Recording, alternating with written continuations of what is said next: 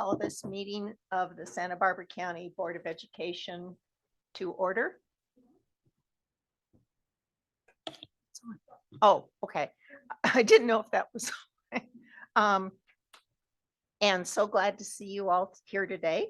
Very Estoy muy nice contento de to verlos a todos a be able to ustedes meet in Santa Maria, y where contenta de que Maggie nos and I podamos reunir live. aquí en So Santa this is María. no commute for us at all.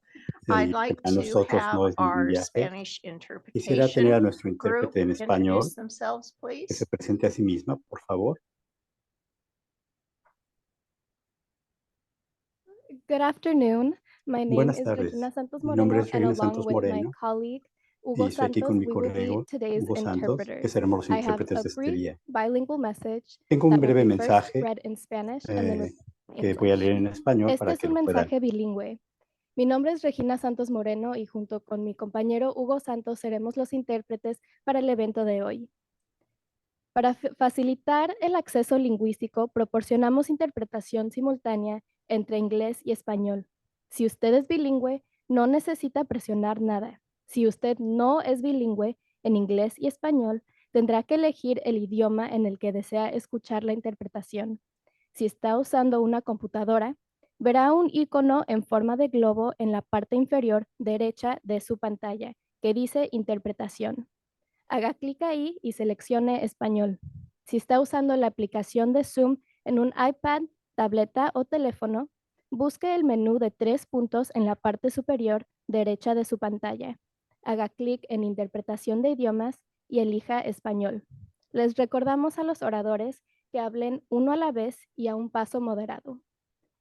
So in order to provide language access, we will be providing interpretation between English and Spanish. If you are bilingual, you do not have to press anything. If you are not bilingual in English and Spanish, you will have to select the language that you wish to hear the interpretation in. If you're on a PC or laptop, look for the globe icon on the bottom right that says interpretation and select English. If you're on the Zoom application on an iPad, phone, or tablet, locate the three-dot menu on the top right. Si está en un teléfono, localice el menú de 3 and then puntos, select English. haga clic ahí, We'd like to remind localice our speakers interpretación, to haga please clic, speak one elige at el a idioma time que and at quiera a moderate escuchar, pace. después Gracias. haga Thank done you. o finalizado y eso es todo. Gracias. Mr. Porter, will you lead us in the Pledge of Allegiance? I invite you to stand with me, and just as we look at the different parts of the history of our country, it's great that we're able to meet here in Santa Maria today to remind us all that this is a big county with many different communities. And so let us all pledge our service to every single one of them.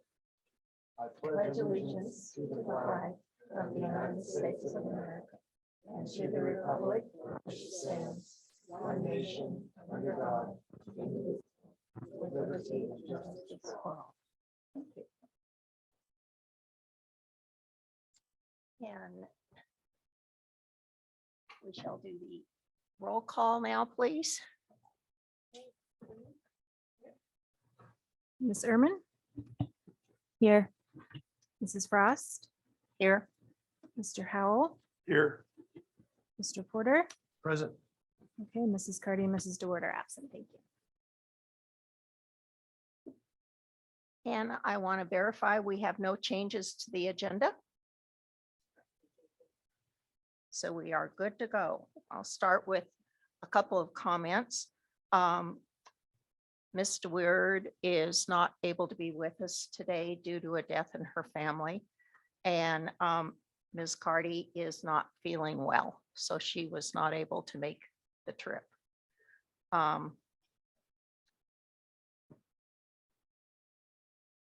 want to extend my appreciation to the staff that work at the North County office here in Santa Maria for their dedication and work towards the success of Santa Barbara County Ed. And I'd also like to express my appreciation to the Santa Barbara based staff of County Ed who are here today to support the board meeting and support our being able to be in this part of the country. I think there were two things that I want to acknowledge this month. One of them was the webinar that Dr. Salcido pulled together on fentanyl. And I thought I attended, it was a Zoom, webinar. And I thought it was very well done, very informative, and I'd love to see more of them as topics come up that we should share information with the community about. And then also the newsletter that's going out by email. This is an email blast, every email address that we can provide to the county office. And I think it'll be a great way for people in our county to have a better understanding by example of the types of work that the county board and the county education office are engaged in. And I think it'll be very, very informative and helpful. So thank you for those two relatively new features. I'm sure you didn't need more to do, but I'm glad you're adding this to the list. Any other comments from board members? I too Miss attended the Steen. webinar I too attended the webinar and it was excellent. And if you haven't had an opportunity or didn't have an opportunity, it is online. And I don't have the website, but Dr. Salcido, I'm sure does. And I'm looking forward to the next one. This morning I attended via Zoom the Santa Barbara County School Boards Association meeting, the executive session. And we had a really great speaker, Rachel Wells, who's with the California School Boards Association.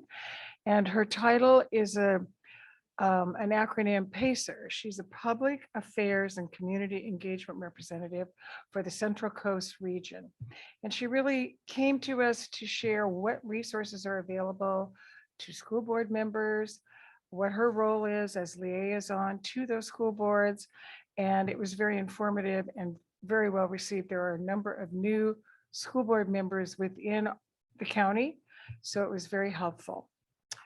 On that same note, the SBC SBA will be having their annual meeting on the 27th of April at the Red Barn. And invitations will be going out, but you might want to earmark your calendar to attend. It's a really nice gathering of various school board associations. And we always have a great keynote speaker that Susan sets up for us. So that's all I have, Madam Chair. I'm really pleased that we're meeting up here in Santa Maria. And although our schedule is out for the year, I would ask us to relook that and have more meetings up here. We have all of our direct students are up here. All of their parents and families are up here, not in Santa Barbara. A large number of the children we provide services for through various agencies. I would think the majority of them are probably north of the Gaviota Pass. So it would be great to have a better presence here, to begin to see parents and community members up here, to get a better idea for what SBCEO can be doing for them and their students. Yes, this morning, several of us on the board, the Santa Barbara County Ed staff had a wonderful tour of Hancock College, the Fine Arts Complex. Brand new, they're still finishing it. It is so exciting. And what's really fun is to run into the student here or there and ask them about their experience. I was, President Walters pointed out one student who's a good friend of his son. We just toured the brand new dance facility. And he was there. And I asked him what he was just standing there. And I said, what area are you focused on at Hancock? And he had a mask on, but his eyes just showed the huge smile. And he said, I'm in dance. And he's about 3 feet from the front door. And I said, have you been able to dance in there? And he said, not yet. I said, is it, I think for a quick metaphor, kind of like you have a brand new Ferrari in your parking lot, but you can't drive it yet. And he said, that's it, exactly. But it was really an impressive building and a wonderful tour. Better hold it. A big part of that was the result of a donation by a woman here in Santa Maria, Patricia Boyd, who was a piano teacher. And she left her entire estate to the college for specifically that building. And it just shows you what loyalty and engagement the college has in this community.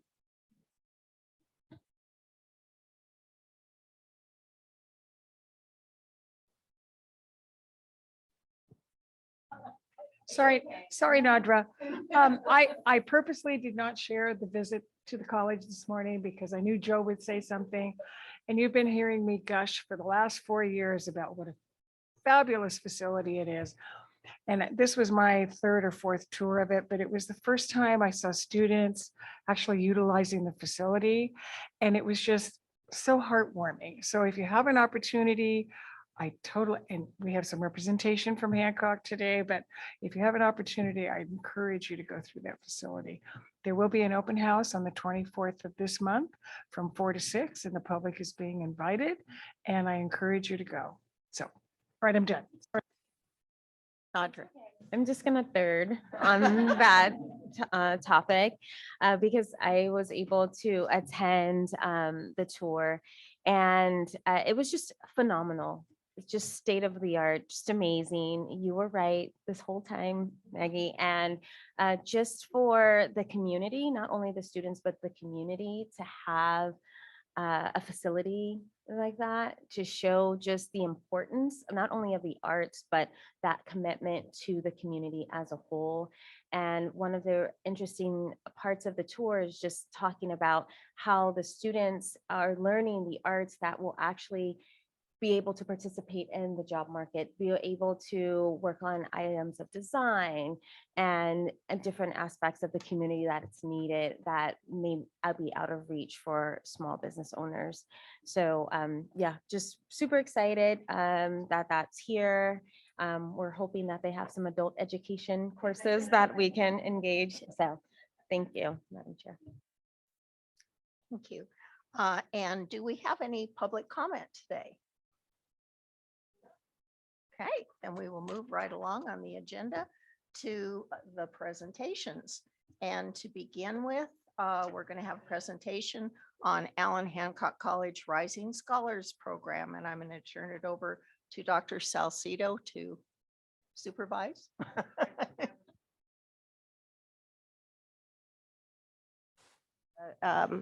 Compliments of Allan Hancock College for just a moment.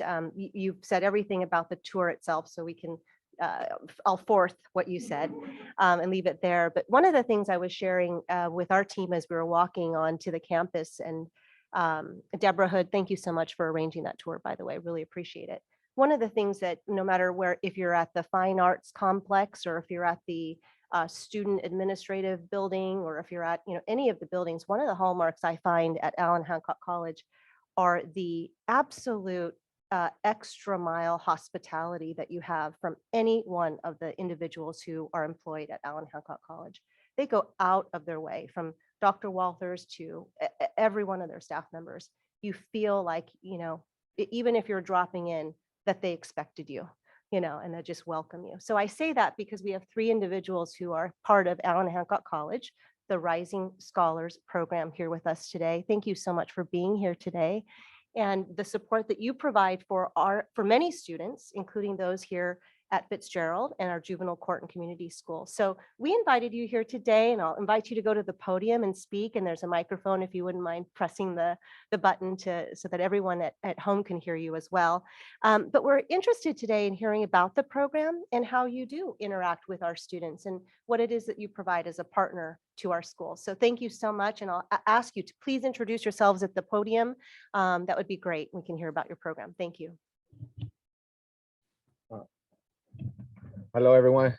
My name is Gabriel Ochoa.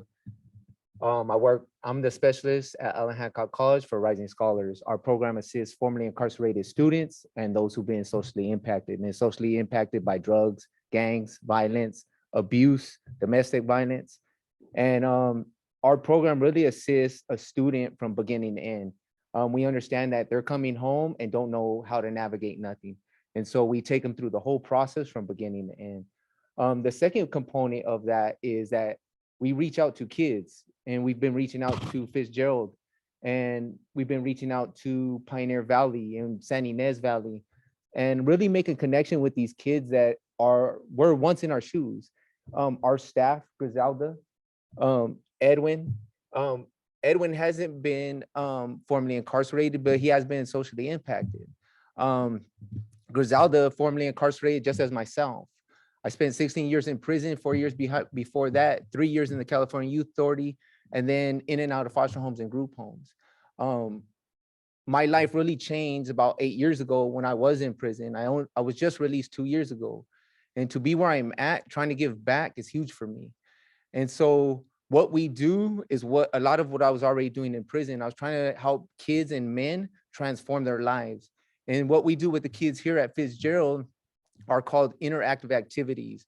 One of the activities is that we did is it was blind leading the blind. And we partnered up, put blindfold on each other, and try to find a place that we needed to touch.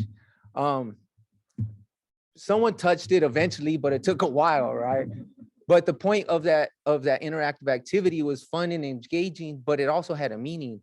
It was like when you're following family, friends, peers that have no direction in their life, that's where you end up. And a lot of our interactive activities, and I shared with the board some of them, I won't elaborate on all of them, but that's what we do with the kids here. And we're really trying to grow. We now go in juvenile halls. We're trying to branch out into the county jails. And so we're really trying, and these kids, they really connect. Wherever we go, they open up faster to us than anywhere else or to anyone else. And so it says a lot about what we're doing. And from what I'm hearing, they show up more when the day we're supposed to be here. On Wednesdays, they know, they'll probably ditch out the rest of the week, but they'll be here for us, which is a good thing. And so we're really, we know progress isn't linear, right? It's a seed, one at a time. And so that's what we try to do within this community. We try to give back in as much as possible because we've been there. That's no longer who we are. And that's not where we want to be. And we don't want to see a lot more people there either. So I would like to ask my team if they would like to say anything. I don't want to make it too long. I'm really brief. Well, I'm Griselda. I too am formerly incarcerated. I 26 years of addiction as well. Oh, okay.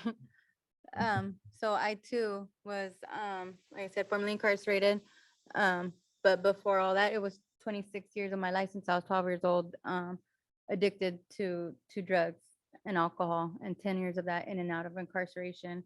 It wasn't until Allan Hancock College, individual had reached out and gave me a motivation to help me, saying, that there is hope there with getting educated, and why not go get the education that, we all deserve. And so I did. And I just graduated my AS degree of Human Services Addiction Studies last year. And like Gabriel had said, we wanna give back to the community that we once helped destroy. And so by doing that is by putting ourselves out there, reaching out to these youth, being at the same level because we once were there. So we understand, we may not know, we can't tell them, oh, I know what you're going through, because we don't know, but we understand what you're going through. And so we love what we do. We love reaching out and being the mentor for them in all aspects of everybody's life. So thank you for letting me share. Thank you. Little too tall. So my name is Edwin Hodges. I'm the EOPS coordinator, also the CalWorks coordinator and Rising Scholars coordinator at Allan Hancock College.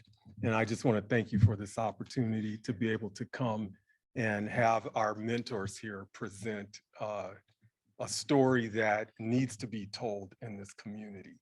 And it's a story of beginnings and endings. And the endings don't have to resemble the beginnings. There's always hope for redemption.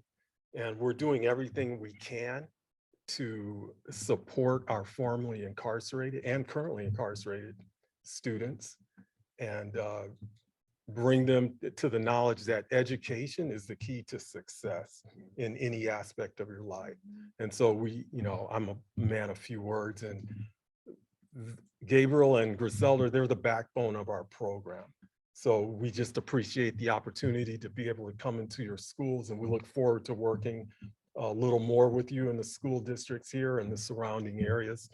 And hopefully we can take some of these kids who might be on a wrong path and give them some other information that maybe they've never had before that will lead them to become successful citizens and contribute to the community. So thanks again for this opportunity.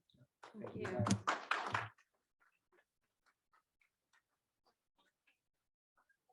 Some questions from the board or comments by the board. And I know that there's a presentation by a board member as well. Gabriel, we have a history that you're not aware of. You applied for a scholarship at Allan Hancock College. I cried as I read your application. He not only is a scholarship recipient, but he encouraged his daughter to go back to school. She also is attending Hancock College. So his mentorship started and he walked the walk and talked the talk. And I picked up the phone and I called the office and I said, I think I have a candidate to be considered for the highest award at Hancock College.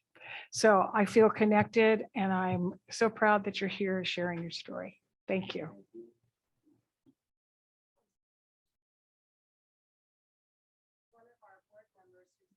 Of the Board Relations Committee, Adjournment has something for you. Yep. And on behalf of the board and behalf of Santa Barbara County Education Office, just thank you and offer you this token of our appreciation and recognition for all that you are doing for our community, for our youth, for their present and for their future, and to be able to connect and know like you said, you don't know exactly what they're going through, but you understand because you've been through similar experiences, that's invaluable. And so we're just so thankful for your time and your effort and your love, that you're giving back. So Thank you. This was unexpected. That wasn't on the agenda. Yeah. Unexpected blessing. Yes, That's what thank you so much. so much. Thank you very much. We appreciate it.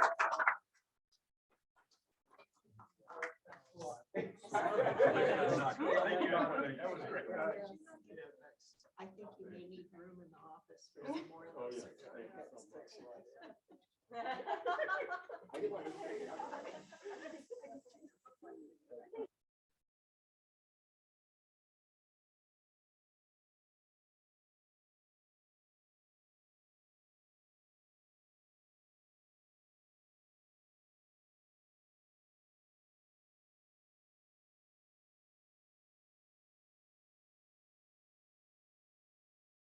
That was a wonderful presentation, but more importantly, it is a wonderful program and what it's doing in our community for the lives of the people who live here is immeasurable.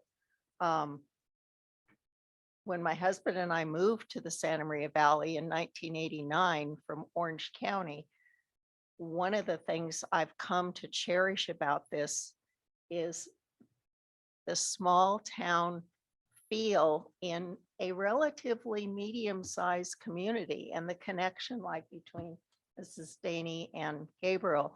I think it was it Costner who said 6 degrees of separation, that all of us, if you know somebody, you get back to 6 degrees, then, in this town, it's more like 2. Kevin Bacon, I'm sorry, I don't want to misquote him, but anyhow, thank you. Thank you so much. And now we have a presentation from our Student Advisory Council. And again, I'd like to turn it over to our Superintendent, Dr. Salcido.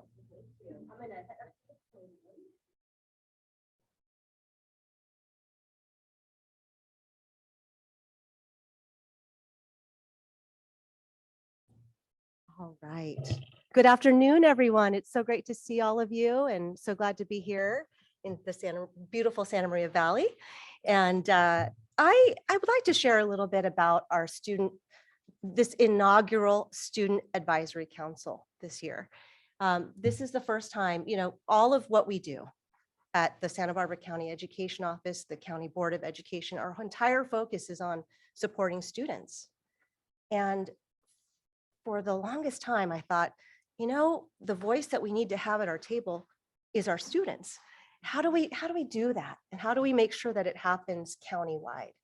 So this year, we said, let's do it. Let's create a Student Advisory Council. We're going to give it a try so that we can invite students to the table from across Santa Barbara County so we could hear from them.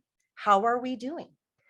Not we necessarily at the county education office, but we as a public education system.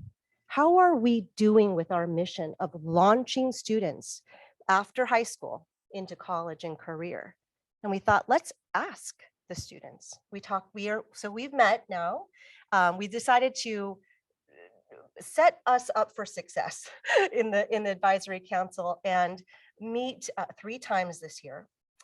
We put out applications countywide, and we did something that you don't want to do ever in business or education, which is use the strategy of crossing fingers and hope, like, oh, I hope we have some students apply.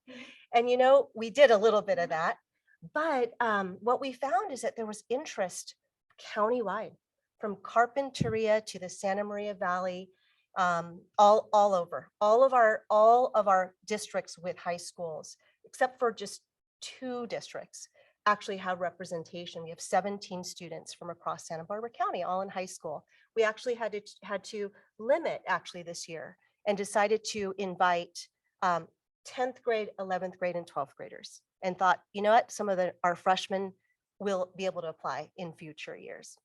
So we've met now twice and received input from students, and it's been invaluable, and truly the insight and perspective is exactly what we need to know and hear. And in some cases, folks, we are hitting the mark in public education. And in some cases, there's some work that we know we need to do. And students identify we need to do as well. So it's very, very thoughtful and valuable for us for myself and for all of those who are participating. So today, since we're here in the Santa Maria Valley, I thought we would invite students who are part of the Student Advisory Council who are from this area to come and join. And so we have 4 students today who are on the agenda, but they're going to come up here in just a moment. And before I invite them up here next to me, I want to acknowledge Antonio Garcia, who's the superintendent for Santa Maria Joint Union High School District. Antonio, thank you so much for being here. Appreciate that. Yeah. Superintendent Garcia is so proud of each of these, all of his schools. Each of the students are represented. They're not all represented today. We do have a student from Pioneer Valley on the council as well. But from Rigetti, Santa Maria, and Delta is their continuation high school. So students, I'm going to have you come up, and we have a few prompts that we've asked you to think about. And just so that when we're up here, we're going to hand the mic to each other. And this is a tough one because we have to address the group, but we're also addressing the board. So we'll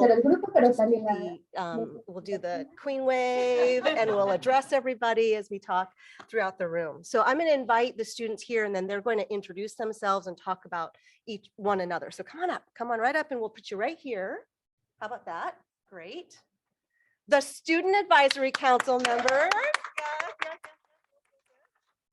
All right, I'm going to grab this microphone. Let's see if it's good. We're good to go. We said actually, you're right here next to me. So we'll start with you. We're going to ask first for name and school and what schools you came up in. Okay, and we'll do that first all the way across. My name is Jesse Jimenez. I'm a junior at Rigetti High School, and I went to school in Olga Reed, kinder all the way to 8th grade. Excellent. Got it.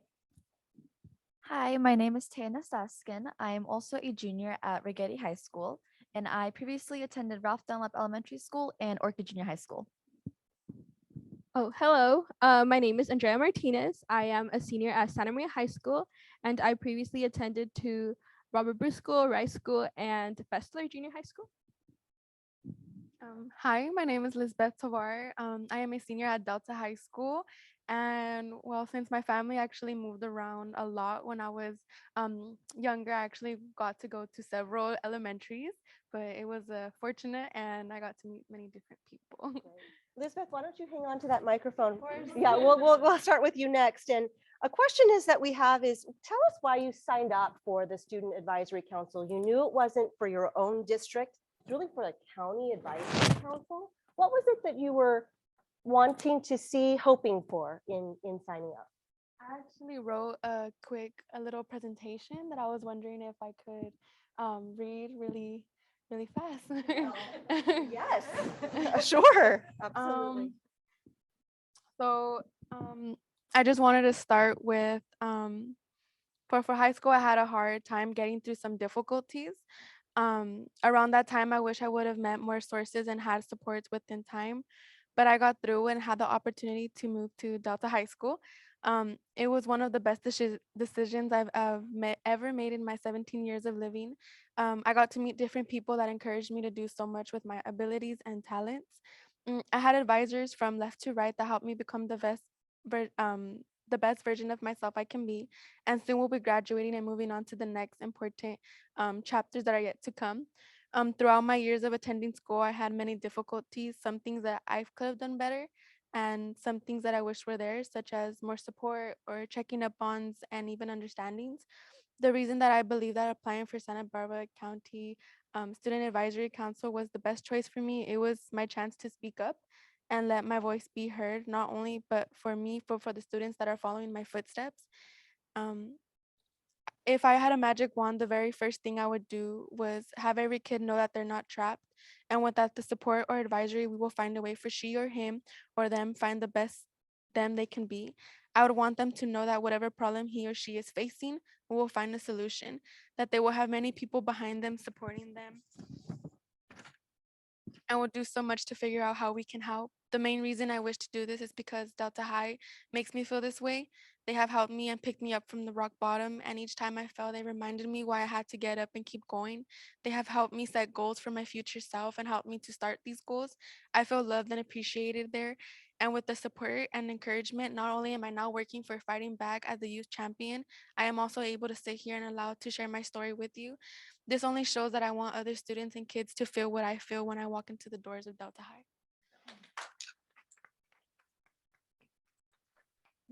Wow, Lisbeth, thank you so much.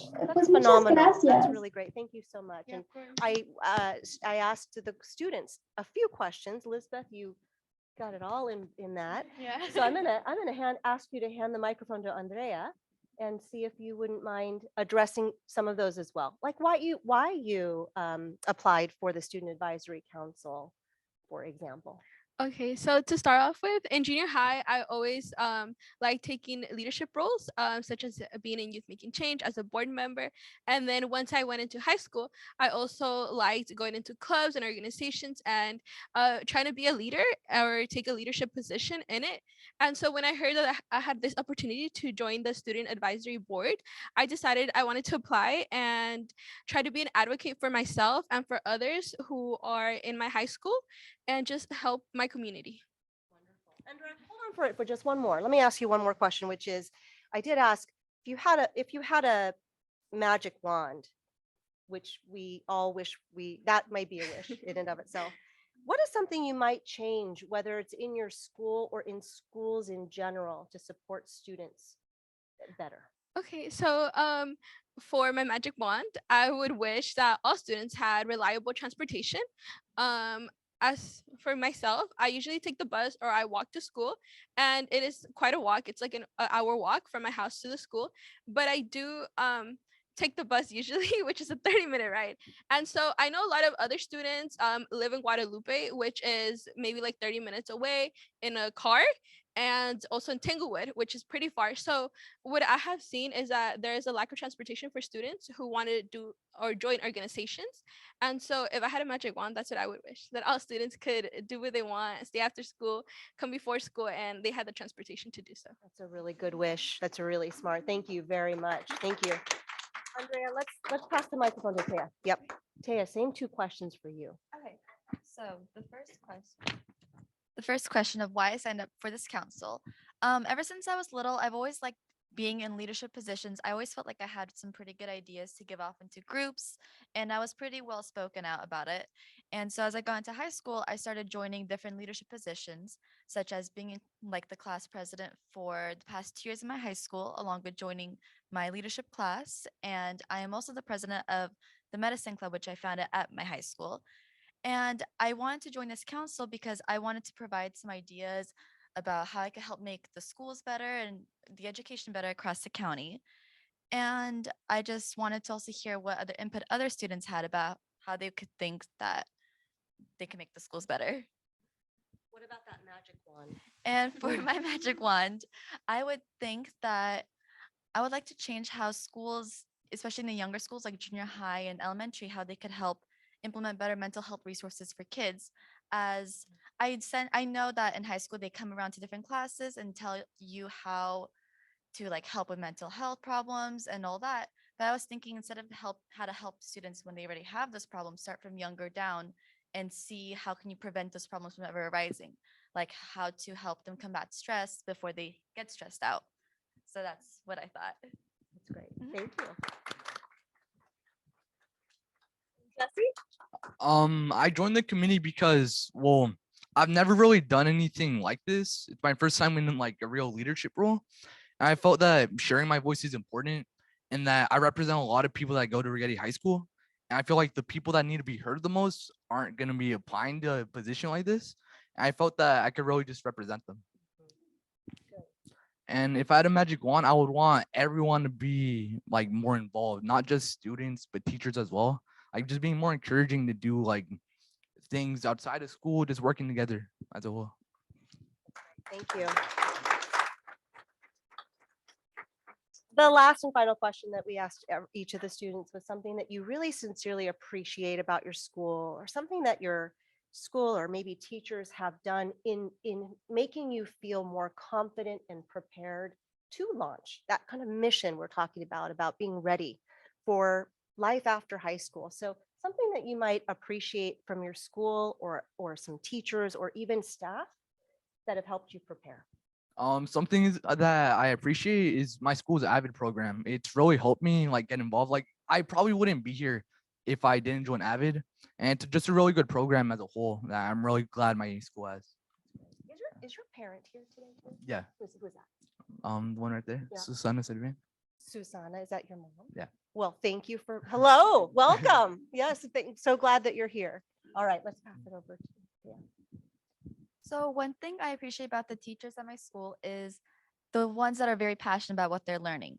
I have some teachers that are extremely passionate about the subjects that they teach. And when they're so passionate about these subjects, they provide like insight on what you could do with these subjects later on in life. Such as I have a teacher that teaches me geology in that class, which is not a typical class that most people would take, but she is so interested in this topic and she's so passionate about it that she always provides different like resources of what you can do with geology and like different trips you could go on that could help supplement the learning for it. And I find that it makes students more interested in this topic for outside of school. So that's what I really appreciate about my teachers. Go ahead, Andrea. Sorry, what's the question? Oh, the Yeah. question was something that you appreciate about your school or teachers or staff that are really helping you prepare. So something that I appreciate about my teachers is that a lot of them are advisors for clubs, and I find that to be a great opportunity for students to join clubs and for them to also gain their leadership skills and skills that they may later on use. For example, I have an advisor, Miss Cindy Quaid, and so she's my advisor for FBLA, which is what I'm wearing the jacket. So I had a club meeting just about like a few hours ago. And these clubs like and organizations help a lot because they're helping students take electives such as like professional business communication, personal finance, and I find these to be very helpful, as well as the ag classes that they offer at my high school, such as welding. So I just think they're very helpful, and I really appreciate that from my school. Thank you. And Lisbeth, you were able to cover it, but do you want to say anything more? Okay, of course. So actually, at Delta High, I went in there with a serious face, and I went in there thinking that I couldn't change, that no one could change me, that I'm going to be who I am, and that's just that. But in a couple months, Delta High not only made me feel loved, but they made me realize that even after all my mistakes that I've done, even after everything that I've gone through, that I could still make it out. I could still do what I always wanted to. I was passionate. My talents and my abilities, I didn't even know I had them until they brought it out of me. They made me realize that not only academic wise, but mentally, I was strong. And I know so many stories where so many kids go in there with a serious face and come out with a future, with goals. And that's one of the best things that I think teachers, not only talking to us as students, but as young adults, that helped a lot of us. I know a lot of students that actually end up having a lot of goals after high school, and they ended up becoming someone really big. And that's just helped all of us. I think I wish that there was more, how do I say this, more teachers that are emotionally supporting. That is very important as well. Sometimes it's not always academic. Sometimes just, being there, asking how your day was, or sitting down with someone, having a 10-minute talk can do such a difference.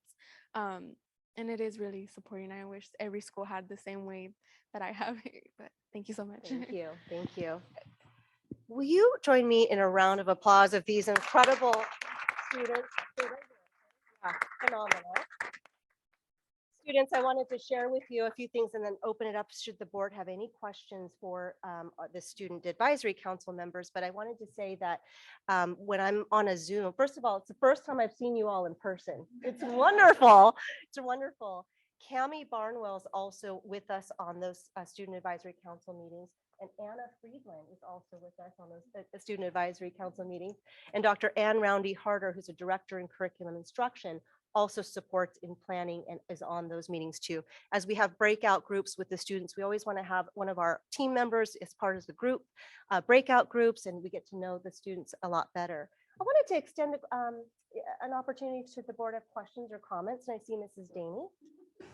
I never am quiet. I just want to say that I think our future is in very good hands, observing the articulation, the passion that each of you have, and they're all different passions.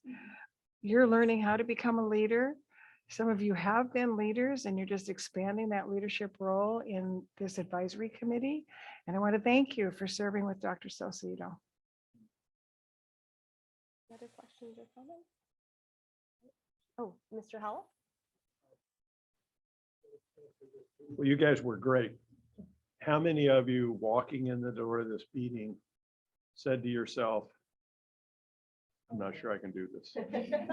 I mean, so how much anxiety or just, because you really were great and were very genuine. And there are a lot of adults, I mean, they say the scariest thing to many people is speaking in front of a group. I mean, it's stunning. So I'm just curious what your feelings were coming in, and I'll give you an A+. So you aced the exam. So what were your feelings? Before I came here, I was kind of nervous. Like I was like thinking about it all day, especially because I had to leave school to come here. But once I got here, it kind of went away. Good. I wouldn't think I was super nervous to come up here and speak. I was a little bit because I always kind of am before public speaking, but I find that once I actually do start speaking, I end up being very comfortable with the group and the words just start flowing and not be like, oh, like static and thinking about it. Yeah, and so I was a bit nervous when I walked in and I saw all these faces and people dressed very nicely. I was like, oh, okay. But then as I sat there and I was just hearing other people present and talk, I kind of felt more comfortable. And I really liked the environment. And so I was just like, okay, I'm gonna speak from my heart and just say, my true thoughts. And that's what helped me. I'm a little different. I couldn't wait. I'm sorry. I was excited. So I had a lot to say, and I wanted, it was nice being able to hear and kind of give everyone's thoughts and listen to everyone's thoughts. But I was excited. Thank you so much for. And you guys really showed up, because you could, as they talk about mailing it in, you could get up, say something that sounded nice to everybody, but it's just sort of going through the motions, and you were each very genuine. Did you ever think you would find yourself in a setting like this, making a presentation like this when you started your journey at Delta? No, I actually came here to Fitzgerald throughout 7th and 8th and 9th and 10th. So when I got to Delta, I started seeing opportunities, and I would have never thought I would be sitting here actually. So a nice feeling. Thank you so much. And Mrs. Frost. Just want to say, we've been so fortunate today in having two wonderful presentations about education and about what our members of the community and our students, how they're doing and what they see. And I'm thank you both all very, very much. I have a little something for you too.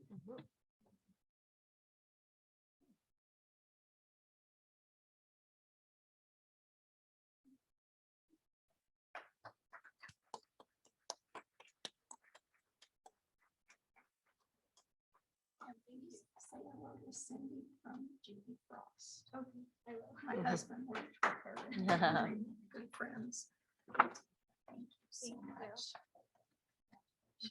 So glad you're participating. This must be Jesse. Yeah. All right, thank you. Students, I'm gonna have us walk out right here. I think Cammie Barnwell would love to take a photo. Let's do it together. Let's do it. I just can't wait. I want to be right in this middle of. Oh, yeah, that's a great idea. Thank you. Okay. There we go.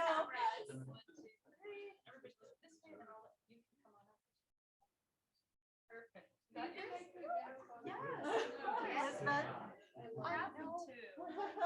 Will you tag us when you get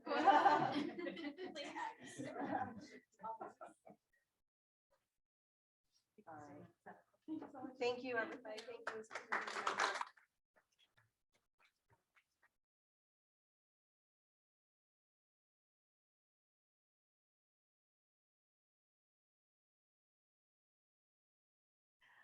Wow.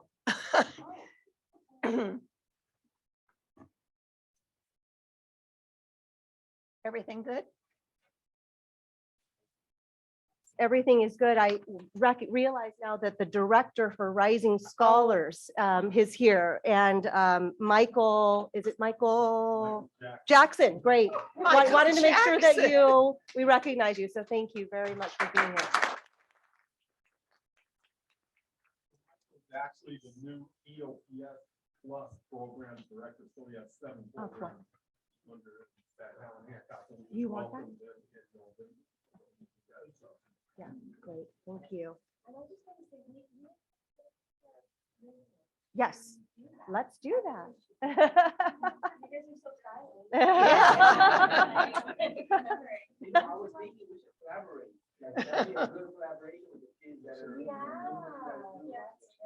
Great. Yes, let's do it. You want to? Yes, I will.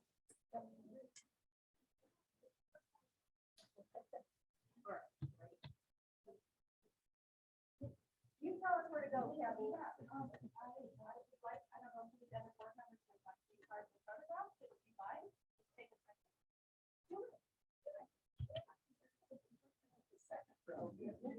And then if that's the case, then I'm gonna have you centered this way, like, all right.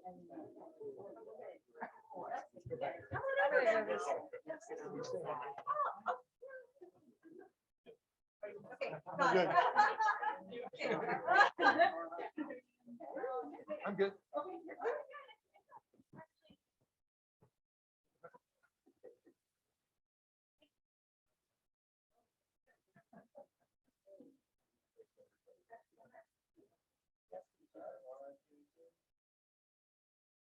Let's have a student come too.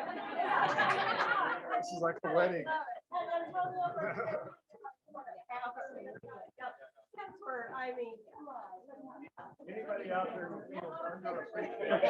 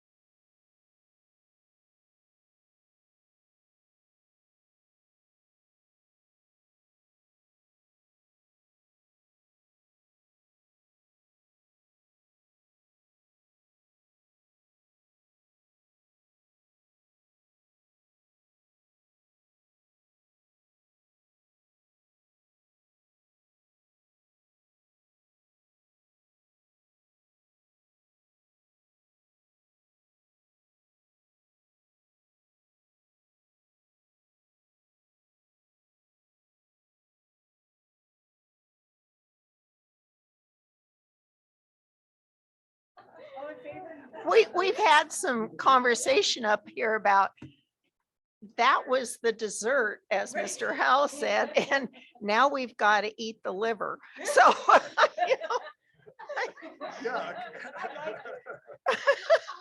Bruce, I think board policies are going to take us over the top. yeah, I think We're so. gonna take liver out of there.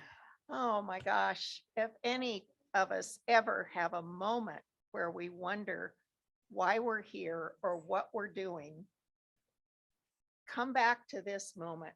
Come to back to those pictures that we're going to get of this moment, and it'll just warm your heart all over again. So I love the comments they had about the magic wand. Oh my gosh. And I'm really glad Mr. Garcia was here to hear that head on. All right.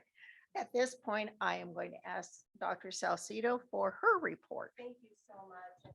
You just said in terms of the comments on the magic wand, I did not know what it is that they were going, how they were going to respond.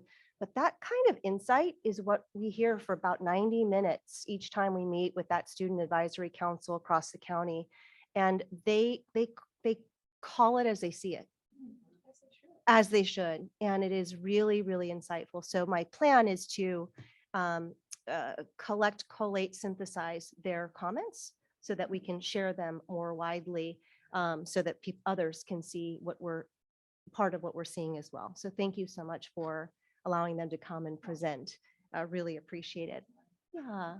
I wanted to mention that Mike Ostini, who's one of our personnel commissioners, is here with us in this afternoon. So thank you, Mike, for being here. Appreciate you. And let me go through some of my reports here.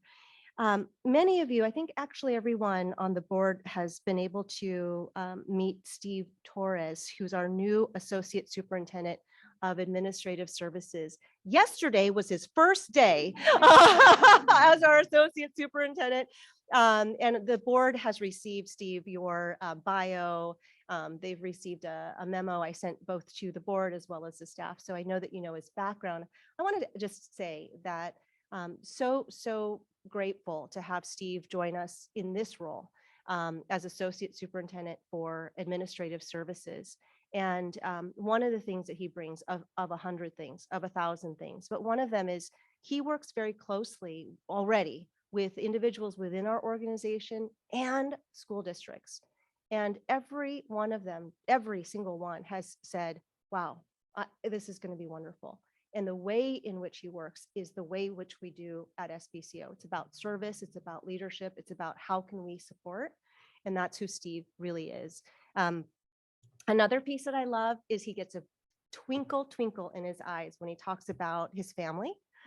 He's a husband and father. And when he talks, sometimes Chicago comes in a little bit. There's a little accent. Yeah, still. So there's Chicago there. He resides in the San Ynez Valley. And again, he really knows Santa Barbara County. So welcome, Steve, to the team in different ways here, from curriculum and instruction and now administrative services. And I wanted to give you a moment to say a few words if you like, but you need to do them from the podium. Yeah, yeah. Yeah, thank you, Steve. Okay, and I will keep it brief. Thank you, Dr. Salcedo. Good afternoon, board members. I am truly honored, for this opportunity to serve the county office, our districts and our charters, and ultimately our students in this position. You kind of mentioned it. What I'm most excited about is I've been fortunate in the past 2 years to be in a director position at the county office. And the work that we do, the people that we work with at the office, the relationships that we have with the districts, I think it's truly special. And so to continue to be able to do that in this capacity is something I'm really looking forward to. My goal is to be able to work closely with our cabinet and with our board, which again, I've had nothing but great experiences and I know are truly talented people, to just grow and innovate, my division and the support that we provide to our district. So excited to be here and I'm looking forward to the work. So thank you.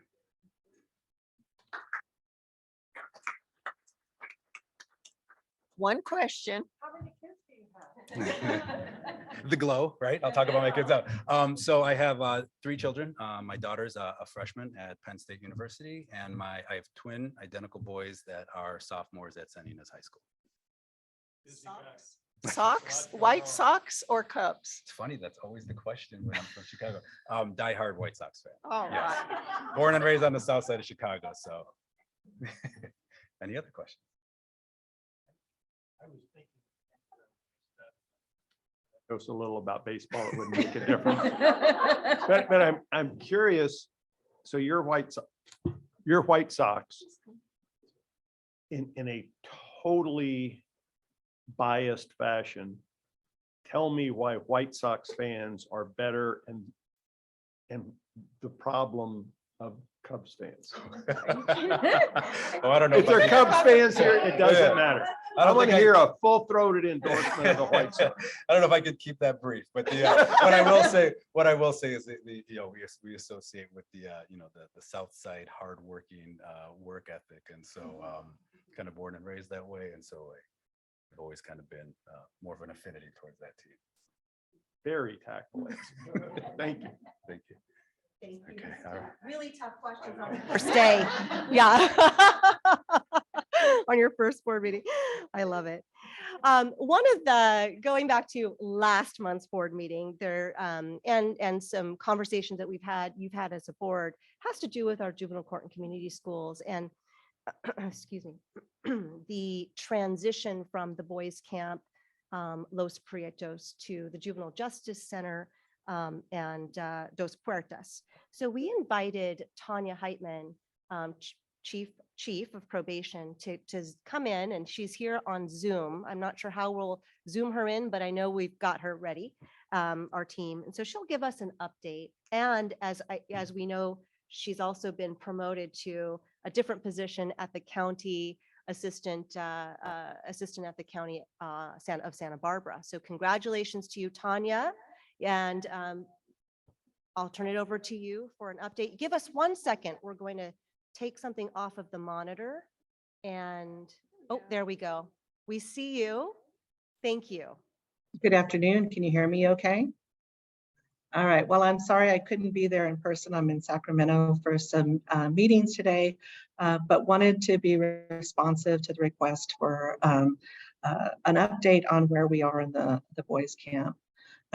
Susan will be hearing a much more detailed update tomorrow at our Juvenile Justice Coordinating Council. We're providing an update at each of those meetings, but I will give you a little bit of the overview of it, and then if you have any specific questions, please, we can go through this as well.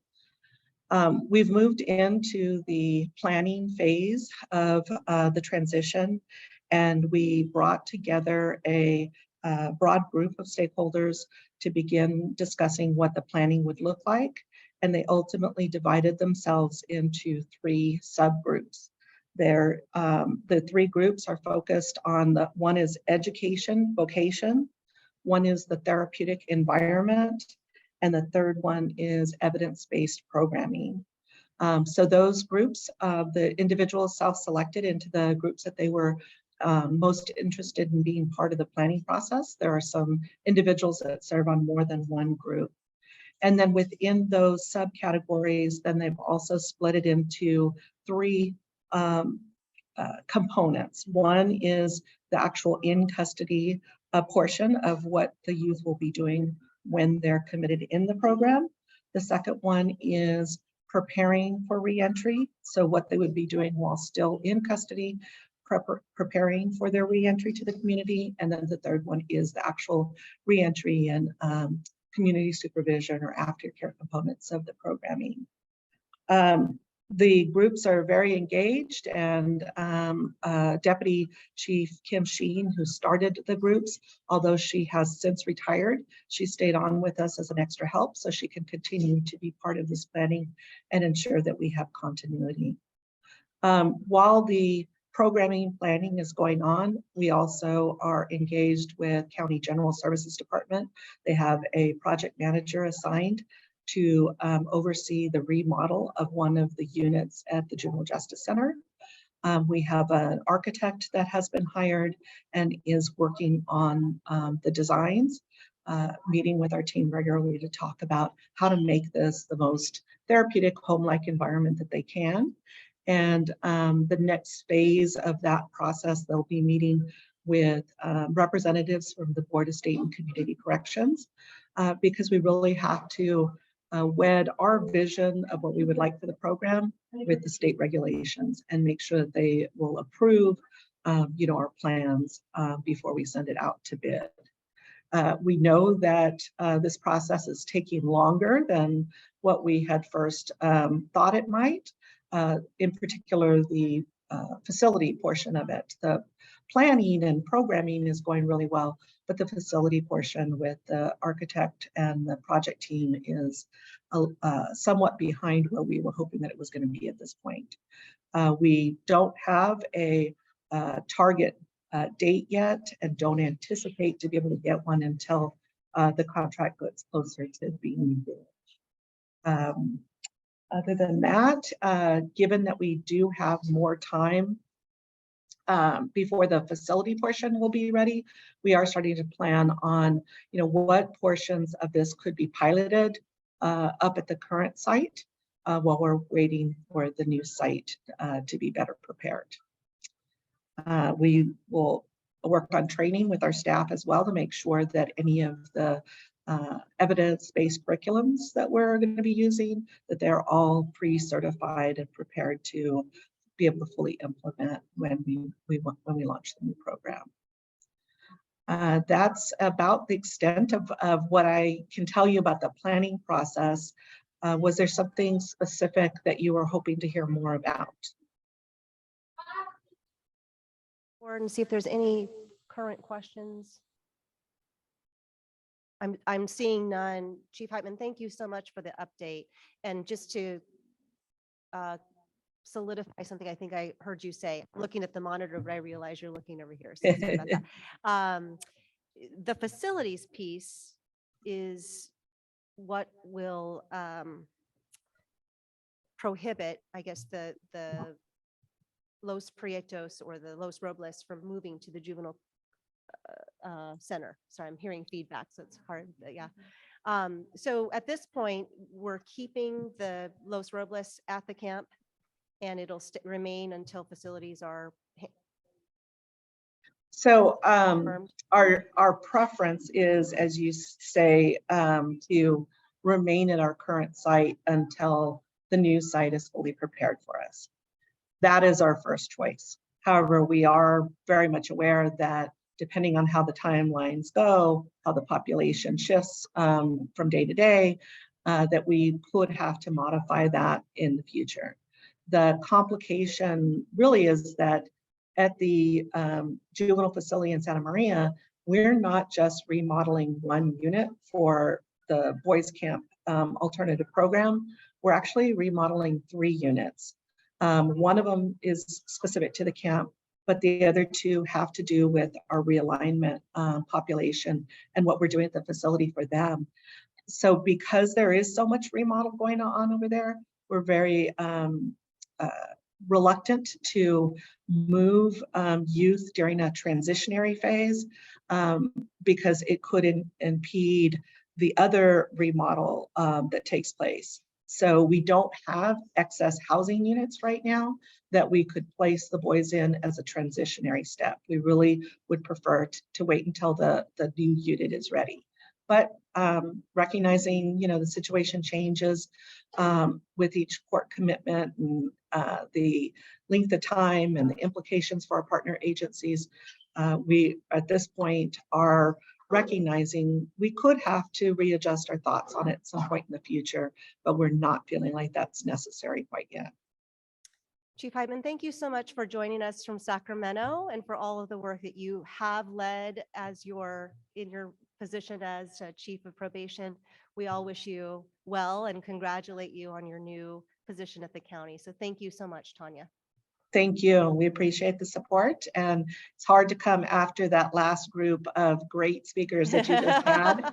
I was glad to be able to hear the tail end of that. Some really great work going on. So congratulations. Thank you. See you soon. All right.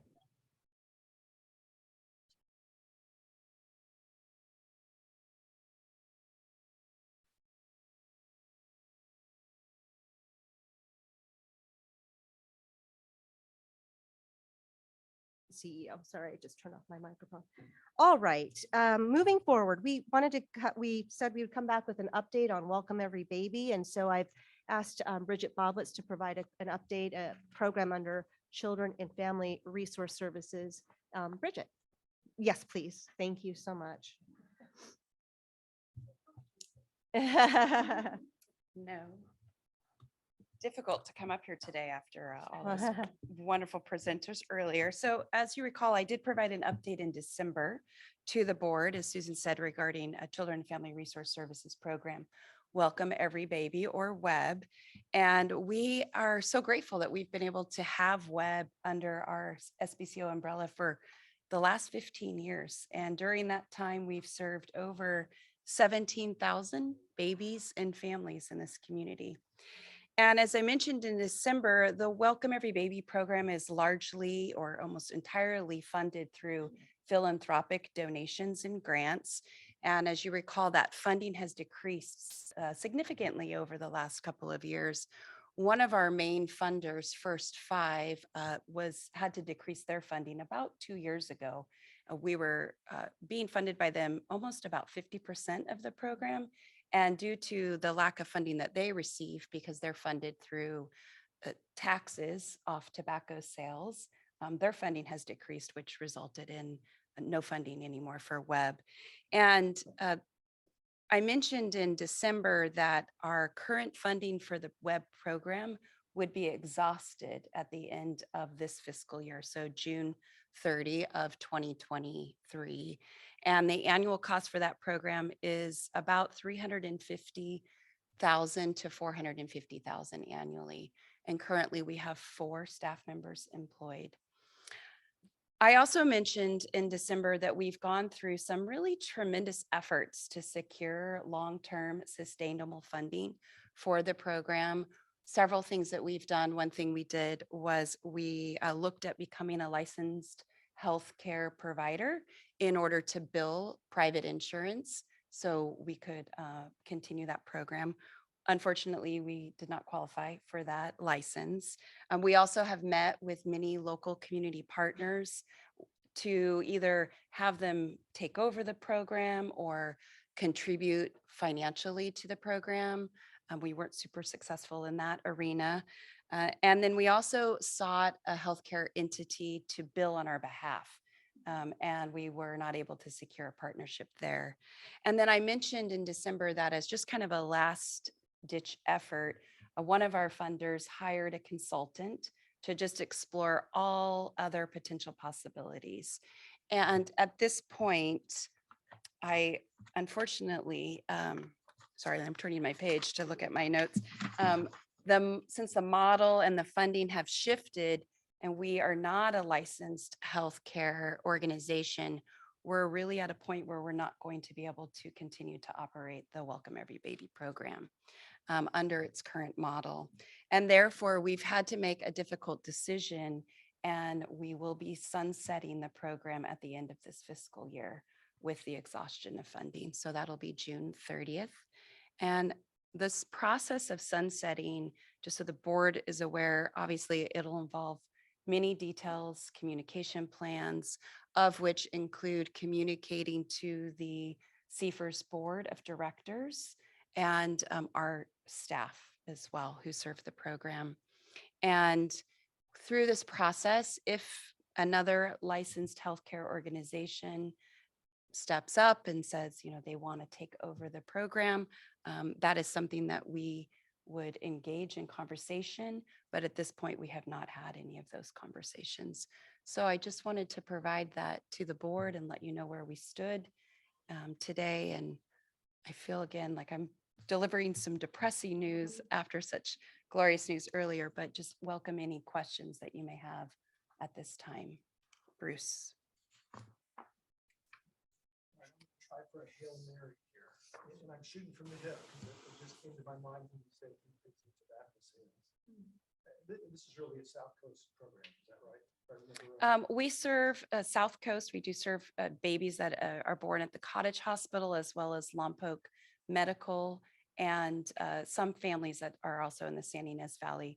We're not really here in Santa Maria because Marion Medical has their own program. So, but decreasing tobacco sales, I assume, drive decreasing tobacco revenue. So the county forced marijuana shops.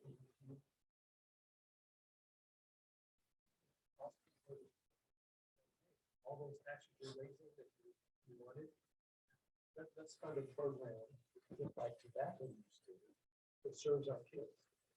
So just finding the favorite thing of the day of the county. That's a great suggestion. When I mentioned First Five, there was a particular program that they had funded through the grant, and they're funded that way. We have not sought that funding through marijuana tax revenue. I mean, I don't know how to answer the question. It's something we haven't explored. Your question is, could we explore it? Possibly. March is looming, I understand. But yeah, we have deadlines and things that we need to sort of prepare for. I think that was the goal of this consultant, was really to do what you're just saying, any possible idea that could potentially bring funding to sustain the program was looked at through that lens, gone to meet with all of the healthcare entities throughout our community and our county to encourage their support. But we haven't asked that question. So, I mean, how much do we need to backfill tobacco? I don't know that exact question. When you're asking what was First Five funding, if that is the question, they were funding around 200 to 250,000 on an annual basis. But in addition to that, we had philanthropic donations that made up the other 200 to 250,000, of which some of those have started to decrease as well. So I think it's a mix of the goal is, can we get funding for another year, or is it a goal of, can we sustain this program long term? And really, in order to sustain, I mean, if I'm really just complete cut to the chase, the ability to sustain the program really relies heavily on the ability to bill medical insurance. And without that healthcare license, we're not able to do that. And that wouldn't even, by billing medical insurance, we still would not make up the revenue that we need to 100% cover the cost. So we would still need tobacco or marijuana tax money and philanthropic donations. It's just, the numbers don't necessarily pencil out. Okay, so I would encourage all my fellow board members to go to the county supervisors that you overlap with and at least float the idea to see if we can save this program. Dawson Williams said he didn't care about education except for pre-elementary education because that's more of what they fund. Well, let's see if they're willing to pony up and do something that matches their words. Superintendent Salcido, I would ask if you could float that to Mona also, that it's an idea that at least one crazy guy came up with to see if we can't Yeah. save this. Yeah, thank you for that. And Bridget, thank you so much for not only the presentation and information, but the leadership along the way. It's been a lot of considerations. You know, there's many, many considerations, and funding is definitely one factor. The model of not being a home care licensed entity is, I think what I'm hearing, Bridget, you say, and I know we've met enough about this to say that even with funding, it would be, we're not a licensed provider, and the model, a delivery model has shifted. So solving the issue of funding may be really, really helpful. It may not solve the whole puzzle here. So, but you know, we do. March 15th is right around the corner. We are needing to talk with staff, and we know the benefits of the Welcome Every Baby, and we're so proud of the program and all that we've done in this past few years. And we'll see what we can do with this next chapter. Yeah, thank you, Bridget. Yeah, thank you. Bridget, I think you've done an outstanding job of summarizing for us where we're at and all of the issues. And I really do appreciate that. And also the time that you've spent, because you did come to us and alert us to what might be on the horizon. And then, you know, so it wasn't just like today, we're hearing this for the first time. I really do appreciate that. I think the comment that you made that resonates with me the most is the model has shifted and we no longer fit that model. And hopefully somehow the program will reemerge with a new model and continue in that form. Mm-hmm. But we can't turn a silk purse out of a sow's ear at this time. So it's best to move forward and then hope that, and do what we can from the wings to help create this program in a model that would be sustainable. It has to be sustainable. We cannot do a year at a time. Agreed. Yeah. That thinking out of the box suggestion as well. It could be, there could be funding. There could be funding there. So appreciate it. Staff hates it when we do that, I know, because you've spent 1,000 hours on this. I spent 20 minutes listening to you, so I recognize that. Thank you. Thank you, Mrs. Frost. Thank you, Bridget. Thank you. Appreciate it. All right, moving to the next bullet item.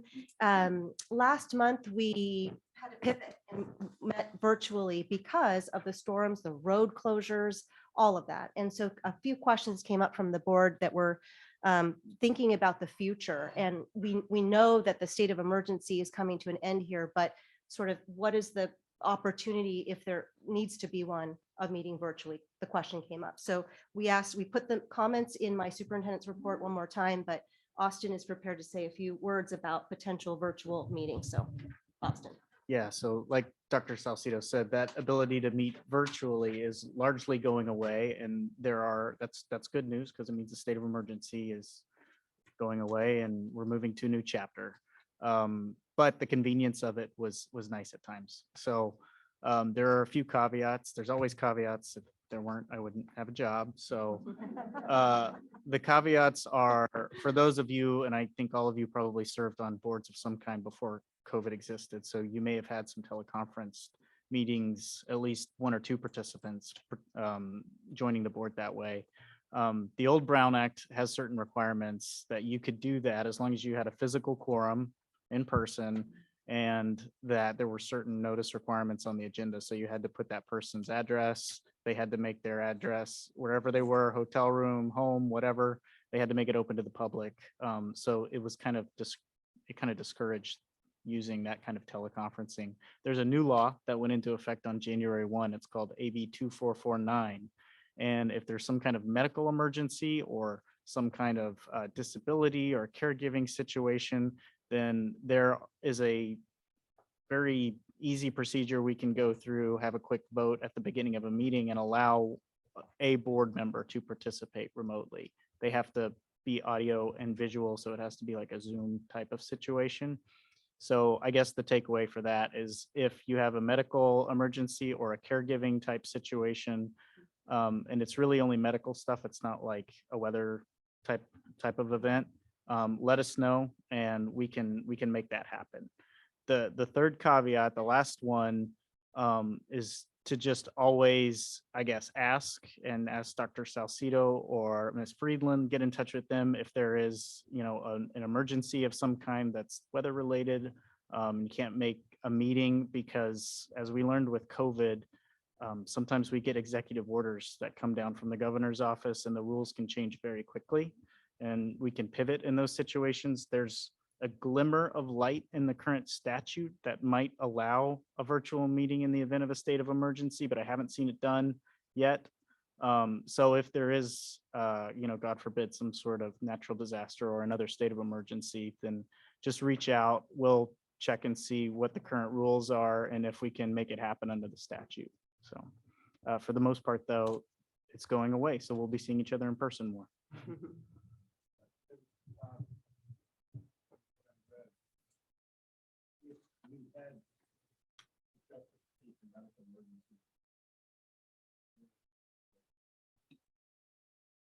Thank you. That we had a medical emergency or a caregiver situation that were legitimate and fits under the criteria.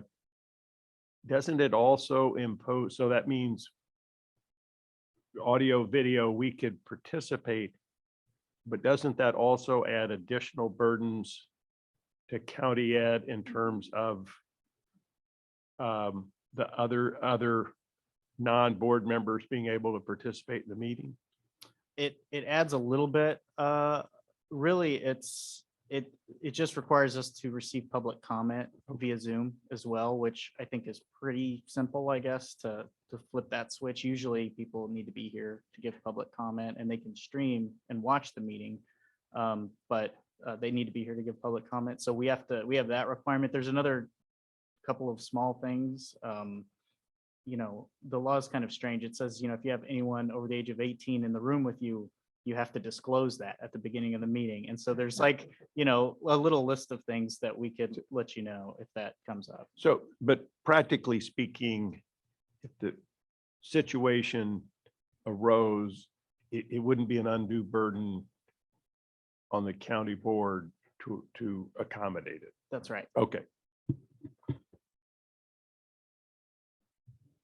The category of medical caregiver, would it count if you had a puppy at home that you couldn't leave for too long? It should. It doesn't. It There is a definitely list should. in the statute, though. But And, nothing about a four-legged friend. I'm afraid not. Darn. But there's no way for us to check. So Yeah, anyone know where I can get a puppy cam? I'd really appreciate it. Thank you, Austin, for that. Appreciate it. All right, so then moving forward, I submitted a report to the board in the board book on several items. And before I open it up for just questions or comments, wanted to say a few things. Let me just look at my notes really quickly here. Several board members mentioned the fentanyl education spotlight, and I too am so pleased with how the presentation turned out in terms of information and education to the community. And what we were hoping for as an outcome, I think, was successfully achieved, meaning providing really important information and education that's youth focused. So not just for youth, but for people who have families and, who are educators. And the extent to which the team that's here helped to make that happen, I want to say thank you. It was our first one. And I think it was a really great example of what we can do to help educate the community. It's been a goal for us to do more in terms of providing information out to the entire county. And so I feel really pleased about that. Also want to say, just like today, when you have students here, it just fills your heart and your soul, in terms of, that is why we do what we do. Well, all this week at the Cathedral Oaks campus, we have had buses full of hundreds of students from throughout Santa Barbara County at our author go round. And so Maggie Daney was talking about the School Boards Association meeting today, and several individuals that from around the county talked about their students in their districts attending. And they used words like, this is incredible. This is outstanding. This is, and they were really, really gushing. I want to say to Ellen and the team that puts on the author go round, to the communications division, to really help illustrate what it is we do. Walking into the auditorium, there are no phones out. There's nothing going on other than people who are, you walk into the room and there are authors around the auditorium, and ways to engage with literacy, reading, writing, the beautiful pictures that are in all the stories. And students are genuinely enthusiastic about learning about what it is to be an author and what it is to illustrate and articulate what's in your mind and putting it on paper. So just want to say it's really wonderful to see that energy and feel the energy of the students. Also, I'd like to say, I've mentioned in the report about the staff who spent the night at the boys camp. And my report to you, I put it in an email and I put it in here too, but what I didn't say, I thought I would just say it verbally, is so we had 4 staff members. In fact, one is a substitute. Can you imagine being a substitute and then having to stay? And I spoke with each of them and they're all fine. They made it a slumber party as much as you can. But one of the individuals, our staff members, needs to take medication daily. And because she was not expecting to spend the night, didn't have it. They didn't have it. And so, what happened was, I think this is one of those things of being, I'll say, small town feeling of Santa Barbara County, people knowing people or having the relationships. Mari and Bridget and Renee got on the phone with those at the Emergency Operations Center and literally talking to the fire departments, who said, we'll meet you there. And so went on the roads. I hope I'm giving credit to the right entities in terms of the agencies, but they trucked through Paradise Road and escorted our staff out on roads that really were not meant to be public, and made sure that they escorted them out to the valley and back home, making sure that they're very safe. So it was personal need, personal attention, and some sacrifice too, to make that overnight just be one night. Everyone is okay. But I just thank you so much for the advocacy and the work, and to our staff who I really, really appreciate. They were not prepared. They all said, we're going to have overnight bags in our cars from now on, and I'll take our medication. But it was a big thing. So want to say thank you. Finally, I said in my report that I would mention more on the budget and budget proposal, excuse me. And I know since then, several board members have listened to board presentations and capital advisors. I put the slides in. So I don't think I want to expand too much, just except to say that right now we're in the throes of, meaning educators, leaders, administrators, board members, learning what the proposal has in it. We know that there's a trailer bill that'll come out with a lot more detail. And we know that this is a proposal. So this is the throes, meaning this is a time to pull it apart and say, what makes sense? What makes no sense? What do we not know if it makes sense or not?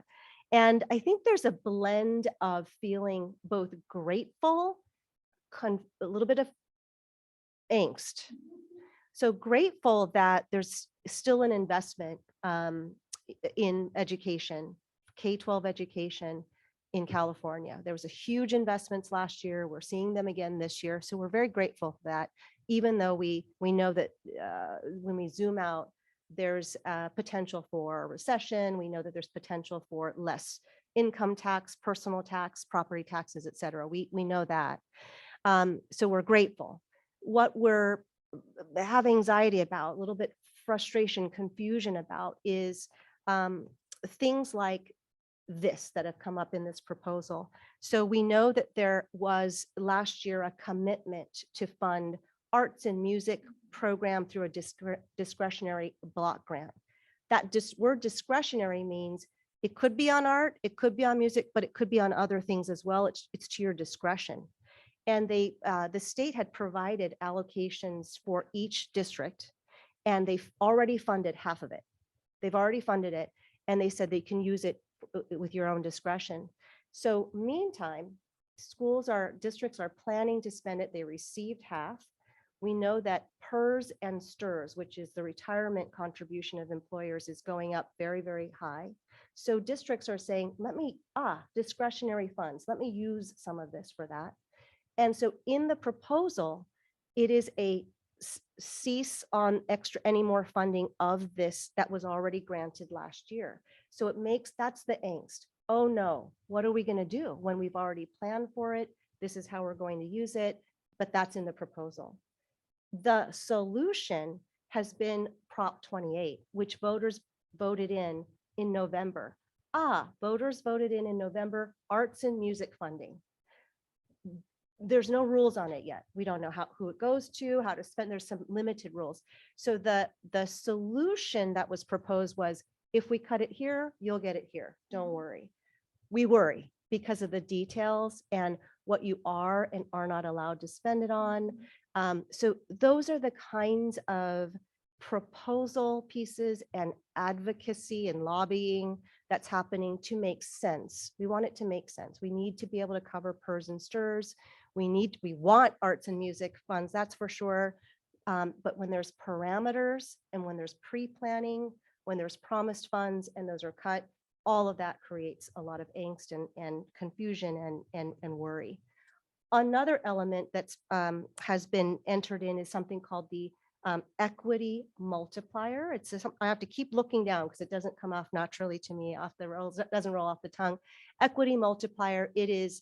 I'll just couch it as a way to support schools, and this is school funds instead of district funds. So it bypasses districts, go to schools with this high concentration of students who qualify for free lunch.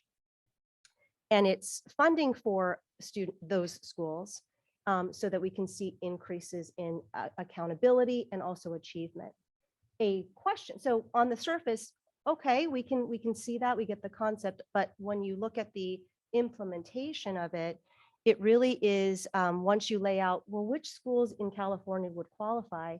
I think something like, somebody did a study, about 80% would be from Los Angeles Unified or Los Angeles, area. So does it get to all of the schools? You can imagine those in Santa Barbara County that we would want to provide extra funding for. So it begs questions. And so that's where we are with this kind of proposal. For us in Santa Barbara County, our cabinet team met yesterday. I think it was yesterday or maybe Tuesday, excuse me, one day this week. And we were talking about our services, our thinking, our planning for our 20 districts, our charter schools. We have very, very small school districts, single and double school districts, that this kind of information lands differently for smalls than it does for our large. We have uniquely in Santa Barbara County over 50%. We've got 11 of our 20 in basic aid. Basic aid funding is very different. So we're thinking about how each of these proposal lands on our school districts differently and how we need to provide services for and advocate for them differently. So that was what I wanted to say before I open it up and say, what questions might I be able to answer for you on the superintendent's report? Mr. Torres, how are you sleeping these nights? No, I think right now, because the thing we need to stress is that this is all still in the proposal stage. Right. And there's going to be a lot of additional details that come out that could morph these things in beyond what we're now even thinking about. So it's kind of like being on the ready, but not being able to go. Right. And that's a very difficult place to be. And I'm sure the school districts are all very anxious to hear suggestions, inputs, thoughts on what they should do, where they can get to and hold. So your report today was excellent, very inclusive and very informative.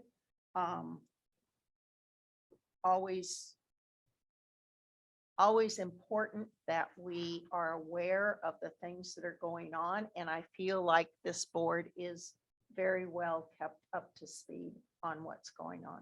So, and that's you and your staff, what they do. Any other comments? Mr. Porter? I yield to Nandra. Thank you. I just had a question about the timeline. Yes. And I'm sorry if I missed this in Yes. the board book, but you're saying now that this is the proposal. This is the time for advocacy to really determine the next step. So can you speak more about that, the timeline from proposal to plan, Yeah. to set plan specifically? Yeah, absolutely. So June 30th is where we're all trying to get to, so that by July 1st, there's a budget. Let me make sure I've got that right? June 30th and July 1st is the date we get a yes, right? Okay, got it. Okay, good. Yeah, in the state, that is. So right now, really what it is the proposal was released in the week of January 10th-ish. And details actually then are subsequently released in a trailer bill. And so that we're waiting for too. And then statewide groups like county superintendents, the AXA, the administrators of California groups, small school districts administrators, capital advisors who we contract with, many group entities look through all of the details and begin to really pick that apart and work with legislators, because ultimately it goes to the legislators to vote the budget in. So we're the period between now and that June is so important so that we can meet with the legislators, communicate on our LEA's behalf, just local education agencies' behalf, and be able to say it not with generalities, but to say with specifics why X will be a problem for Y. For example, I was just listening to the guest speaker at the School Boards Association meeting today. She's from the California School Boards Association, another group that's really pays attention, and says, it's one thing to say that transitional kindergarten implementation is going to be challenging. It's one thing to say that. It's another to say, if we don't get funding for transitional kindergarten implementation, we're going to lose our music program. If we don't get it, we're going to lose our after-school program because we're going to have to exchange funds for that. So it's really about advocating and meeting with our districts to understand the impacts and being able to impact the vote so that when the budget gets approved in July, that it has what we've advocated for in it. Does that help with the time frame? Okay, thank you. Thank you very much. Yeah, thank you. And on the TK note, Buellton even had to build a new building just to Yes. facilitate that. And that's not a cheap proposition. No. And I doubt they received the funding truly to cover that. So my question though is about the Indian Education Act. Oh, yes. So, and there may be no answers yet. It may be so new, but obviously in our county, the districts at San Ynez High and College Elementary will be on the front lines of how to do that. But what does it mean for the county education office? And what does the state mean by Indians? Just federally recognized tribes? Yeah. Other Native Americans who are not part of federally recognized tribes? How is all that going to work, if you even know? Yeah, thank you, Mr. Porter. In the report, I mentioned under curriculum and instruction, AB 1703, the California Indian Education Act. And I'm actually going to look over to Ellen Barger here to help, if you wouldn't mind addressing the questions. We have spoken with the Chumash Education Center. It was a one conversation with me, and then I asked if Ellen and her team would have a deeper dialogue with them. So I think she can answer much better for you. And Ellen, if you wouldn't mind coming to the podium, if you could. Okay, great. Thank you. Just a new hip, nobody worry. Week 6. Doing great. Thank you. Thank you for the question. As Dr. Salcido said, AB 1703 is a new piece of legislation that was just passed in January. And it was Assemblymember Ramos who brought it forward, who is part of one of our tribes in California. And it's part of a bigger initiative around ethnic studies, including the ethnic studies requirement. And then there's ethnic studies model curriculum, and there's professional development. So this part of it is bringing in that last piece, which is building relationships in every community to build mutual knowledge, understanding, and resources to make sure that our students have affirming and extensive representation of their culture, their language, their history. So the law is silent on whether it's only federally recognized tribes, or if it's indigenous descendants. And so it really leaves it open. One thing I want to say is that these task forces are not decision-making bodies. They are not policy-making bodies. It is an encouragement for local education agencies, which includes districts, charters, individual schools, and of course, county education offices, to start relationships, and doesn't prescribe exactly what, but the purpose is to look at curricular materials to make sure that it's full and accurate. So this passed in September, and in November, we started to have outreach, and the first meeting happened Monday with the San Ynez Band of the Chumash, which are in your area, which is our federally recognized tribe. And in doing so, we met with the folks that are part of the culture, language, and curricular forces. And they also are introducing us. They serve as part of a education working group that actually spans from San Luis Obispo all the way to the Ventureño, Barbareño, coastal, and the coastal and the Barbareño bands as well. So they already have working relationships, and public education is one of the areas on their working group's agenda. So we're in the process now of just meeting, talking, finding out, recognizing the landscape. We have mentioned this at our last curriculum council meeting, and there's a lot of interest, especially from our high schools that are implementing ethnic studies programs, but also I think people are looking for really new and invigorating ways to consider, especially the 4th grade history, the California history, and the local history that makes its way through the history social studies curriculum. So we're in the very beginning stages of making relationships and not decisions. Thanks.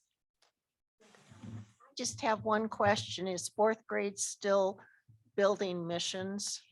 That was always one of the questions. And with, over 100 elementary schools, there's a lot of interest in the missions. Right. There's a lot of visits to the missions. I can neither confirm or deny the number of mission projects that still happen, but I do know that there are a lot of alternatives to the mission projects happening in 4th grade. I just know that the story that goes along with that, the curriculum itself, needs to be reconsidered. That's right. When we know better, we do better. Great. Thank you. Attendance report from the board. Oh, Ms. Ehrman. One Yes. small question. Yeah. I wasn't clear on the teacher induction program. And if you could just Yeah, Yeah. explain a little So bit the- more about that? Absolutely. And I'll start, and then Ellen, if you want to fill in, please feel free. So the teacher induction program, when I went to school, got a bachelor's degree and got a credential, I was kind of done. I was done with my program. Started teaching and could, go back to, get professional development, as needed. Hey, individuals who go to a university and get their credential still need to clear their teaching credential. And Santa Barbara County Education Office provides the most, provides that through the teacher induction program for the majority of teachers in Santa Barbara County. There are districts that provide their own teacher induction program in Santa Barbara County, but for the vast majority, they come through our program, several hundred. And so that's their opportunity for clearing their credential. And I will say, I say it and it sounds so easy. It's really not meant to be easy. It's really meant to be reflective. They work with a individual who's coaching with them, and they work through our program for 2 years and really are working on their individual plans as an educator to clear their credential. So I think that's the kind of the primer piece. And Ellen, would you like to fill in any more detail? You have to do it at the podium though. You've got to go back up there. Yes. Get the mic, we can get the microphone for you. If I sit too long, you take a long. So we currently serve. Okay. We currently serve 350 teachers. As Dr. Salcido said, we have a 2-tier credential system for both teachers and administrators. So you start with a preliminary, and over those 2 years, the teachers engage in 4 inquiry cycles around the California standards for the teaching profession. So they're using a lot of data, they're identifying an issue in their own practice within their own school, and they learn the process of inquiry with the support of an assigned mentor who's generally at their school and either near their grade level, or if they teach special education, it's a special educator, or high school, it's the subject area. And so through that process, they also do things like they have observations that their mentors do. They meet weekly. So they get all of the support so that they are not learning to teach on their own without the support of a mentor, without the process of inquiry. And we do a lot of communications with their principals as well. So then they get additional support from their principals, that they get this in addition to being evaluated and all of the supervision. So right now, as I said, we have about 350, and we just keep preparing new teachers in our county. So are there any other questions about it? Okay, thank you. Thank you for your question, Ellen. Thank you so much for the response. And just Ms. Ehrman, just to fill it in a fuller picture at the County Education Office, our credential programs include the teacher induction program, individuals who want to become an administrator, so a preliminary administrative credential program, and then those who clear that preliminary in their administrative credential program. So we have 3 different credential programs at SBCU. Yeah, thank you. All right, back to you, Madam Chair. Okay, let's move on to the consent agenda. We have our minutes, registration of credentials, acceptance of donations, and declaration of surplus items. I'm looking for a motion. We have a motion and a second. All those in favor? Aye. Opposed? Motion passes. Now we go on to our action items. We have the recommendation to approve the Santa Barbara Education Office Comprehensive Safety Plan. And the superintendent is recommending this approval for the school safety and juvenile court and community school and special education. Any comments? May I have a motion? All those in favor, aye. Aye. Opposed? Motion passes. And now I'm going to turn the meeting over to Mr. Porter to report on the work of our very busy Board Policies Committee. Yeah, it's an awesome committee to be on. I recommend it for anybody. And I thought I would read through all of the board policies today to make sure we all understand what they are. So we do recommend approval for everything you see in the board book there.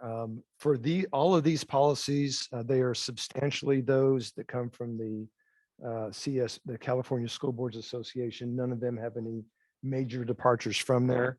None of them elicited much discussion or concern from anybody on the committee. We're still working on the board policy for the superintendent's salary. We're spending a lot of time on that, trying to get that right. So that is not on today's agenda. So I would make a motion to approve the board policies as shown in the board book. And we have a second? Discussion. Yes. I applaud the efforts of Mr. Porter and the committee. I usually read all of these on my iPad. I really had trouble. It in no way am speaking to the work of the committee. It's really the presentation. Everything we get from County Ed meets the gold standard of presentation. I think of all of the presentations we see, the PowerPoints and everything, they're terrific. First point is, in my humble opinion, yellow does not work. I thought it was just on this, and I had problems logging in when I first got here. Anna resent the email, and I loaded up everything, but I got an old-fashioned hard copy, and I thought, well, this is the answer. It's not the answer in yellow. So it's on the first page after tab 16, and it's green, blue. It needs to be another color it was difficult, at least for me. I don't know about for others. Secondly, this surprised me, but I was getting confused on seeing the same policy over and over and over, and I knew it wasn't a mistake. It was my inability to see, okay, this is for classified, this is for the different groups, and I know the committee did its work. If there were a way to better highlight it, the distinction, I ultimately figured it out, but at first I thought I was just thick and couldn't. I mean, there has to be a reason. I trust the policy committee more than I do myself in terms of, I knew I would get there, but just for presentation purposes in the future, no yellow. And if there were summaries in front of certain section that said the following are for certificated for, et cetera, it would make it easier for this board member to grasp it more easily. Feedback, absolutely easy to do. Thank you very much. Any other discussion? Hearing none, I call for the vote. All those in favor, aye. Aye. Opposed? Motion passes. And thank you very much again, Mr. Porter, for you and your committee, who the other two members unfortunately are not here today, but please extend to them our thanks for their work. And I know it isn't done. They would work to death. That's why they're not here doing this. Okay, item 17 is to consider whether or not we will approve the reimbursement for board members to attend the CCBE County Governance Workshop, March 23rd. I believe that's in Sacramento. Yes, it's there, in accordance with our board policy. So moved. Second. All those in favor? Aye. Opposed? Motion passes. And now we have a resolution recognizing the continuing state of emergency and reauthorizing teleconference meetings for the next 30 days. And we need a roll call vote on this, but before that, any discussion? Move approval. Okay. Second. Okay. And roll call. Mrs. Daney, Ms. Ehrman, Aye. Mrs. Frost, Aye. Mr. Howell, Aye. Mr. Porter. Thank you. Motion passes. Excellent. We have an information item, which is the standard personnel report. Any questions on item 19? All right, on to item 20. Any future agenda items? Hearing none, we'll move on. I am now looking for a motion to adjourn. Our next regular meeting will be held on March 2nd in Santa Barbara. Do I have a motion for adjournment? I'll motion. Second. All those in favor? Aye. Aye. We be done.